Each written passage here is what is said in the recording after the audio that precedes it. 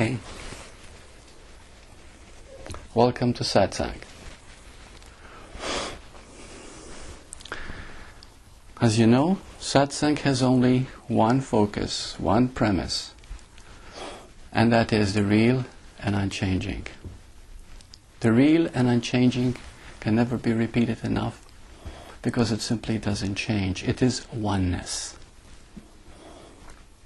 Now I'd like you to really focus on that word, oneness. Everything is one.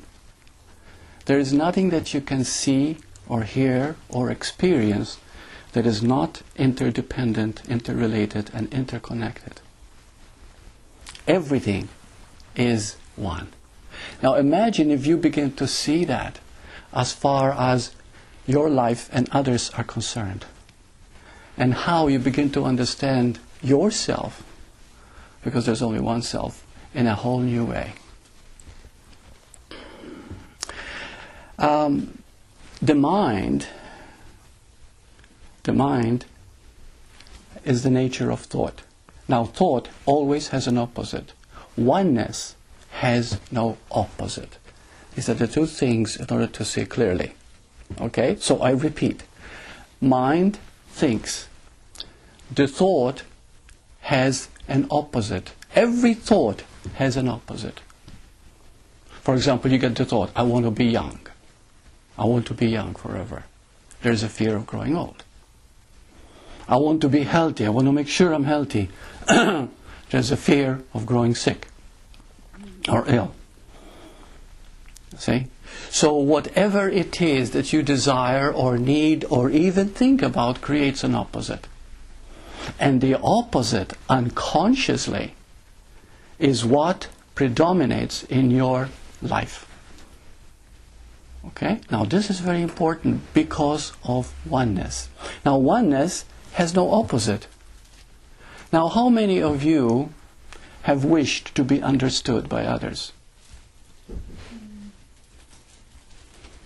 And what is that? Now feel it through oneness. Your heart is crying to understand itself. You see? Did you ever wish that you are more respected?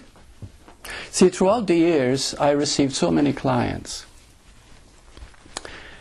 And I got some people, especially women, who felt that they weren't respected, either by their husband, not listened to, or by others. And then as we went into it, we'll find that they did not respect themselves. Oneness. Please see that very clearly. That however you feel, want others to be, is how you are to yourself. If we are very concerned, like people who are suffering or people who are not happy with life, and they take out the spiritual life, they have a great need to be saviors, to fix other people's suffering. But why are they so concerned with people who are suffering? Because they themselves are suffering. And by fixing others, somehow I can fix myself. But they don't see it that way. Now, when we begin to see oneness, that everything is one, then immediately we complete the circle. How many of us really believe that you are a separate individual? Separate individual. Most people do. Therefore, there is the fear of death. You see? Why? Because in oneness, please understand this, in oneness, existence and non-existence are both the same. Can the mind understand this? No way. The mind can't understand that. Because the mind is thought. The mind is memory. It can only understand that which it has experienced in the past. It cannot understand anything that is higher than its own experience. So therefore, you might say, but Burt, you're talking in a way that I cannot understand it with the mind. True. These words will not reach your mind.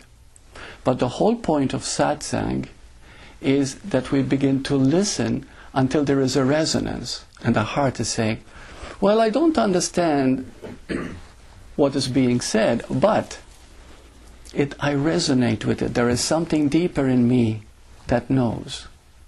And here is the oneness again. The paradox of oneness. That as long as you think you know something, you really don't know. But the moment you realize you really don't know, because there's nothing to know, there's only oneness, right? What is there to understand? There's nothing to understand about life. It's all one. Well, the moment you begin to see that it's all one, and therefore there's nothing you can understand because it's a mystery, you begin to understand. But you begin to understand deep down, not through words, not through showing that you think you know something, but it's a deeper understanding, a deeper knowing. See, and that is what's most important, because whatever you know in your heart cannot be touched once you recognize it. But that's another thing about recognition too, which I'd like to address, brings us back to oneness. You see, we think there's something to attain, we think there's somewhere to go, we think we have to realize something. How often people ask me, Burt, I understand you intellectually, but I do not realize it. I do not feel it. Well, we're going to address that, you see, because, again, there's nothing to realize. Now, see, last week somebody wrote me this, and I'd like to address it again because it's very important right here. This first person asked, Dear Sir, Buddha said all sentient beings have Buddha nature. He also said there is no self. If both are true, then who or what is there to realize Buddha nature? If no one is there. That's it. If you realize there's no one there, that's it. There's no one to realize it. So realization means you realize there's no one to realize anything. You see? Now that's a big one for the mind. It's a huge one because it's a mystery. You see? It's a big mystery. You know, of course, in miracles, it's very beautiful too, and I like to quote the beginning. It says, the opposite of love is fear, but that which is all-encompassing can have no opposite. We cannot conceive of anything that has no opposite. You see? So when we think of love and fear, now, of course, it's relating to love as emotional love, okay? Because that which is all-encompassing is really love itself, but love is a mystery.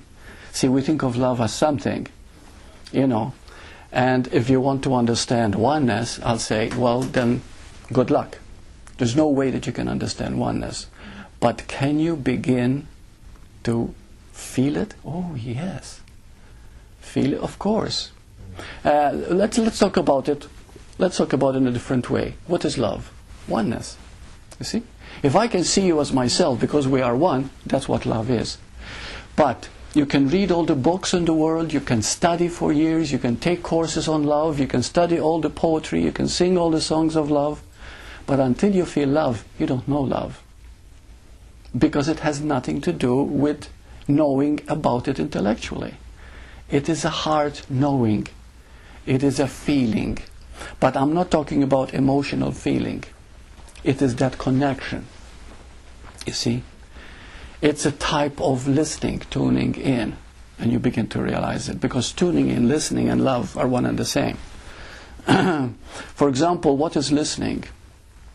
A good example is our cat. Now, our cat meows for different reasons. And sometimes he meows and Sylvia says, oh, he's hungry. And then he meows and she says, no, he wants to play. It's the same meow. But she understands. Because she loves the cat so much that she listens, and that listening will tell her what the cat is saying.